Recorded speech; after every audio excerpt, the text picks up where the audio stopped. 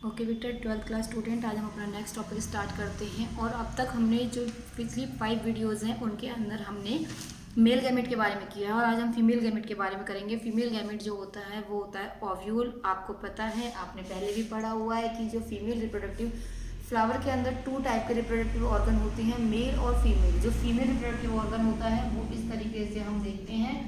इस स्ट्रक्चर को हम बोलते हैं कार्पल। और कार्पल जो होता है, कार्पल के 3 मेन पार्ट्स होते हैं, यानी carpel are divided into 3 main parts, stigma, style और ओवरी। और जो इसका गैमीट है, यानी जो ये गैमीट्स होता है, इसके फीमेल गैमीट का नाम होता है ओव्यूल। और फीमेल गैमीट कहाँ फॉर्म होता है? ओवरी के अंदर, यानी ये ओवरी है और ओवरी के अंदर फीमेल गैमीट्स होते हैं। इन गैमीट्स को हम बोलते हैं ओव्यूल्स। तो इधर तक आपने पहले से ही पढ़ा हुआ है, इधर तक मुझे ज़्यादा बताने की ज़रूरत नहीं पड़ेगी। आप अपनी बुक के अकॉर्डिंग देखेंगे कि जो हमारी बुक है उसके अंदर वर्ड यूज़ हुआ है मोनोकार्पलरी एंड मल्टी कार्पलरी। क्या होता है कि अगर मान लो कोई भी एक फ्लावर है, मानो कि ये कोई एक सिंगल फ्लावर है, इस फ्लावर के अंदर केवल एक ही कार्पल है, ये कार्पल एक ही है, तो वो कहलाएगी मोनोकार्पलरी। और अगर किसी फ्लावर के अंदर एक से ज़्यादा कार्पल प्रेजेंट है तो उसे हम बोलेंगे मल्टी कार्पलरी। अब क्या होता है कि कई बार क्या हो, ये कार्पल जो होती है, मानो कि ये कार्पल है, अब ये कार्पल में ये वाली कार्पल इसके साथ बिल्कुल जुड़ी हुई है, ऐसे करके कई सारी कार्पल है, मल्टी कार्पलरी है और वो कार्पल जुड़े हुई हैं। अगर जुड़ी हुई है तो उन्हें हम बोलते हैं सिनकार्पस। जुड़ी हुई होती हैं, फ्यूज होती हैं, एक दूसरे से जुड़ी हुई होती हैं, तो उसे हम बोलेंगे सिनकार्पस। और अगर ये कार्पल एक ही फ्लावर के अंदर कई सारी कार्पल हैं और वो कार्पल अलग अलग हैं, ज्वाइन नहीं है, जैसे ये कार्पल है, मानो ये कोई फ्लावर है और इस फ्लावर के अंदर ये कार्पल, एक कार्पल इधर हो गई, दूसरी कार्पल इधर है, जो अलग अलग होती हैं उन्हें हम बोलते हैं एपोकार्पल या एपोकार्पस। यानी वो फ्लावर जिसके अंदर कार्पल्स हैं वो अलग अलग होंगी तो वो एपोकार्पस होगा, और जो जुड़ी हुई होंगी वो सिनकार्पस फ्लावर होगा। इसके बाद ये मैंने आपको बता दिया है कि जो कार्पल होती है उसके 3 मेन पार्ट्स होते हैं, स्टाइल और ओवरी। ये तीनों पार्ट कार्पल के होते हैं। इसके बाद नीचे एक बेसल पार्ट में जो ओवरी होती है उसके अंदर फीमेल गैमेट ओव्यूल होते हैं, और जो ओव्यूल ओवरी के साथ जुड़े हुए होते हैं, ठीक है, तो यानी attachment of the ovule with the ovary are called placenta. अगर मान लो ये कोई एक ओवरी है और इस ओवरी के अंदर ये ओव्यूल ज्वाइन है, तो ये जो अटैचमेंट होगी ये अटैचमेंट कहलाएगी प्लेसेंटा। ठीक है, तो प्लेसेंटा क्या होती है? Attachment of the ovule with the ovary, यानी कि ओव्यूल जो है वो ओवरी के जिस पोर्शन से ज्वाइंट होगा वो ज्वाइनिंग पोर्शन कहलाएगा प्लेसेंटा। ठीक है, अब प्लेसेंटा के अंदर भी स्पेस होता है। प्लेसेंटा जो होता है, सॉरी, प्लेसेंटा जो अटैच है तो उसके बाद जो ओवरी है, प्लेसेंटा के बाद जो ओवरी है, यानी ये प्लेसेंटा हो गया, प्लेसेंटा के बाद ये जो ओवरी है, ओवरी के अंदर का पोर्शन वो पूरा का पूरा ओवरी सैक होता है, और ओवरी के सैक के अंदर जो ये ओव्यूल होते हैं, ओव्यूल के अंदर का पोर्शन जो होता है उसको हम मैं अभी एक्सप्लेन करती हूँ पूरे को। तो ये इधर तक आप कर चुके हैं। डिफरेंट टाइप की प्लेसेंटा वगैरह हैं, ये किस तरीके से प्लेसेंटा अरेंज होता है ये हमारा 11th में हो चुका है। आगे आता है मेगा स्पोरेंजियम।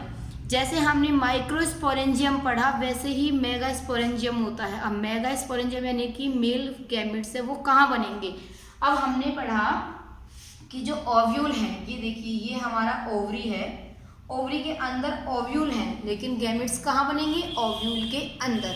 सेल कहाँ बनेंगी? ओव्यूल के अंदर। तो ओव्यूल के अंदर का जो स्पेस होगा, अभी हम ओव्यूल के अंदर के पोर्शन को करते हैं। अब हम एक ओव्यूल के स्ट्रक्चर के बारे में है, जैसे कि मानो ये कोई एक ओव्यूल है, ठीक है, अब ये ओव्यूल है और ये कोई एक ओवरी हो गई, ये ओवरी के साथ जुड़ा हुआ है। ये मानो हमने एक ओवरी के बारे में किया और ओवरी के साथ ये ओव्यूल अटैच है। मैंने अभी जस्ट आपको बताया था कि ये जो पूरा ओव्यूल है, ओव्यूल की जो ओवरी के साथ जो अटैचमेंट होती है ये है प्लेसेंटा। ठीक है, अब ये जो स्टिक लाइक स्ट्रक्चर मैंने यहाँ पे ड्रॉ किया ये ओव्यूल हो गया, ठीक है, ओव्यूल और ये प्लेसेंटा हो गया। अब इसके बीच में जो ये स्ट्रक्चर है, इस स्ट्रक्चर को हम बोलेंगे फ्यूनिकल। ठीक है, ये हो गया फ्यूनिकल। और इसके बाद ये जो है, जहाँ पे ये फ्यूनिकल जो है एक साइड से तो प्लेसेंटा से जुड़ेगी, और जो इसका ये वाला जॉइंट होता है, इस जॉइंट को हम बोलते हैं हाइलम। नॉट बी कंफ्यूज, ध्यान से देखिए, कोई भी एक ओव्यूल है, ओव्यूल एक सिलेंड्रिकल स्ट्रक्चर के साथ ओवरी से जुड़ता है। ये ओवरी है, ये ओवरी है, और ये ओव्यूल है, ठीक है। इन दोनों के बीच में जो ये जॉइंट है ये कहलाएगा फ्यूनिकल। अब ये जॉइंट एक साइड से ये ओवरी से जुड़ा हुआ होगा, उसे हम बोलेंगे प्लेसेंटा, और एक साइड से ये ओव्यूल से जुड़ेगा, जिसे हम बोलेंगे हाइलम। तो इतना आपको समझ में आ गया होगा। इसके बाद जो ओव्यूल जो इधर से जुड़ा हुआ होता है, ओव्यूल के बाहर की साइड इस तरीके से एक प्रोटेक्टिव कवरिंग होती है। ये ओव्यूल के बाहर की साइड ये प्रोटेक्टिव कवरिंग हो गई है, इनको हम बोलते हैं इंटेग्यूमेंट। इंटेग्यूमेंट, इनको हम कहते हैं इंटेग्यूमेंट। ये वाली जो कवरिंग मैंने बताई है ये है इंटेग्यूमेंट, ठीक है। ये इंटेग्यूमेंट हो गई। ये जो अंदर का स्पेस है, इस स्पेस को हम बोल देते हैं एम्ब्रियोसैक। इसको हम न्यूक्लियर स्पेस भी बोलते हैं, क्योंकि जो न्यूक्लियाई होते हैं वो भी यहीं पाए जाते हैं, तो इसको हम एम्ब्रियोसैक या न्यूक्लियर स्पेस भी कह सकते हैं, ठीक है। तो ये आपको क्लियर हो गया होगा इंटेग्यूमेंट्स क्या हैं। इसके बाद जिधर की साइड से जो ये हाइलम पाया जाता है, तो ये जो ओव्यूल है, ओव्यूल के 3 पार्टीशन दिखा देते हैं हम, यानी एक पोर्शन इसका जिधर की तरफ ये हाइलम होता है वो हिस्सा इसका कहलाता है micropyle and. Micropyle and, hilum क्या था? अटैचमेंट। तो हाइलम जिस पोर्शन में, ओव्यूल के जिस पोर्शन से हाइलम जुड़ा होता है वो पोर्शन कहलाता है माइक्रोपाइल एंड। और इसके जस्ट अपोजिट अगर हाइलम इधर है तो ये वाला हिस्सा क्या कहलाएगा? Micropyle and. तो इसके अपोजिट वाला हिस्सा कहलाता है चलेजा एंड। चलेजा एंड, ठीक है। माइक्रोपाइल एंड कौन सा है? जिधर की तरफ हाइलम होता है। और उधर इंटेग्यूमेंट है, वो भी ज्वाइंट नहीं होते, यानी कि ये थोड़ी स्मॉल ओपनिंग टाइप में हो जाता है जो इसके ज्वाइंट में काम करेगा। इसके जस्ट अपोजिट वाला कहलाएगा चलेजा एंड। और ये साइड वाले क्या होते हैं? साइड वाले हम पहले ही कर चुके हैं, इंटेग्यूमेंट। साइड वाले क्या होंगे? इंटेग्यूमेंट्स। तो इतना आपको इसके अंदर समझ में आ गया होगा। इसके बाद इंटेग्यूमेंट्स के अंदर का जितना भी पोर्शन है, इसको मैंने अभी बताया न्यूसेलस स्पेस या न्यूसेलस भी कहते हैं, यानी enclose within the integument is a mass of cell. इसके अंदर नंबर ऑफ सेल होती हैं, उनको हम बोल देते हैं न्यूसेलस। और इसको हम एम्ब्रियोसैक भी कह देते हैं, यानी cells of the nucellus are embedded with. तो न्यूसेलस के अंदर जो सेल्स होती हैं उनके अंदर काफ़ी अमाउंट में रिजर्व फूड मटेरियल होता है, और इसी को हम एम्ब्रियोसैक भी कह देते हैं, और इसी को हम फीमेल गैमेटोफाइट भी कहते हैं। इसके बाद अब इसके अंदर क्या होगा? इसके अंदर मेगास्पोर्स की फॉर्मेशन होगी, और कौन से प्रोसेस से? रिडक्शन डिवीज़न प्रोसेस से।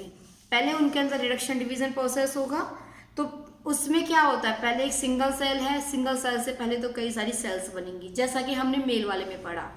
पहले एक सिंगल सेल है, उससे नंबर ऑफ सेल्स बनेंगी, जैसे उसमें पोलर मदर सेल्स थी, इसके अंदर मेगास्पोर मदर सेल्स होंगी। अब मदर सेल्स के अंदर, उसके अंदर भी क्या था कि जो पोलर मदर सेल्स थी वो बनी कौन से प्रोसेस से? मियोटिक प्रोसेस से, कि माइटोटिक प्रोसेस, जिसमें कि डबलिंग हुई थी। लेकिन डबलिंग होने के बाद फिर उसमें बन गए थे polar mother cells. Polar mother cells में रिडक्शन डिवीज़न हुई, जिन्होंने फॉर्मेशन की पोलन ग्रेन की। सेम प्रोसेस इधर भी है, पहले यहाँ भी सेल्स हैं, सेल्स से क्या होगा? पहले माइटोटिक डिवीज़न होगी, उससे कई सारी सेल्स बनेंगी, हम इसमें पढ़ेंगे, उसमें 4 सेल्स बनती हैं। सेल्स फॉर्म होने के बाद फिर वो सेल्स क्या कहलाएंगी? Megaspore mother cells, MMC। Megaspore mother cells से फिर क्या होगा? फिर रिडक्शन डिवीज़न होगा, और रिडक्शन डिवीज़न होने से फिर ओव्यूल्स की, यानी कि फीमेल गैमेट जो एग होते हैं, ओव्यूल बोलते हैं या एग बोलते हैं, उनकी फॉर्मेशन होगी। तो वो हम इसमें नेक्स्ट वीडियो में पढ़ेंगे मेगास्पोरोजेनेसिस के बारे में। तो आई थिंक ये 2 टॉपिक्स इसमें आज हमने कवर किए हैं, कि एक तो इसकी स्ट्रक्चर क्या होती है और एक ओव्यूल जो है वो क्या है। तो आपको ये सारी चीज़ें इसके अंदर पता होनी चाहिए कि ओव्यूल के कौन से पोर्शन को हम क्या कहते हैं, हाइलम क्या है, चलेजा एंड कौन सा एंड होता है, माइक्रोपाइल एंड कौन सा होता है, न्यूसेलस क्या है, और न्यूसेलस के बाद इसमें एम्ब्रियो सैक क्या है। आगे हम एम्ब्रियो सैक के बारे में भी पढ़ेंगे कि एम्ब्रियो सैक क्या है, एम्ब्रियो सैक का क्या रोल होता है, उसके अंदर कौन सी सेल्स हैं, उन सेल्स का क्या नेमिंग है। आई थिंक इधर तक आपको सबको क्लियर हो गया होगा, पढ़ लेना।